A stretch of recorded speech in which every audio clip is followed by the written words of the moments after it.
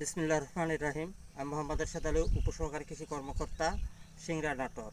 আমি এসেছি আসলকোট গ্রামের এক চাষার শশার জমিতে। উনি মালচিং পদ্ধতিতে শশা চাষ করে অনেকটা স্বাবলম্বী হওয়ার আশা ব্যক্ত করছে।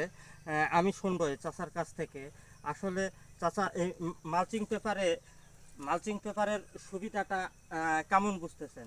হ্যাঁ, এই মালচিং পেপারে আপনার ওই জমির ঘাস হয় না, আপনার ওই হলো জমিটা সেচের লেগে সুবিধা আছে। একবার সেচ দিলে হয়তো আপনার 15 দিন সেচ দেওয়া লাগে না। তারপরে আপনার ওই রোগ বালার থেকেও একটু কম কিছু বোঝা যায়। আচ্ছা, আচ্ছা, এরকম আচ্ছা। ভাবে একটু মূলত হচ্ছে শসা চাষে আপনি কেমন লাভের সম্ভাবনা দেখতেছেন?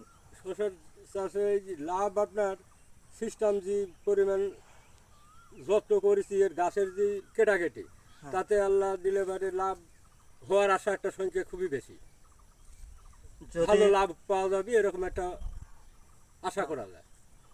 আপনার উপজেলা কৃষি অফিস সিংড়া থেকে আপনি কোনো সহযোগিতা পান কিনা? এর আগে কিছু পাচ্ছি, কিন্তু এই শসার উপরে কিছু পাইনি।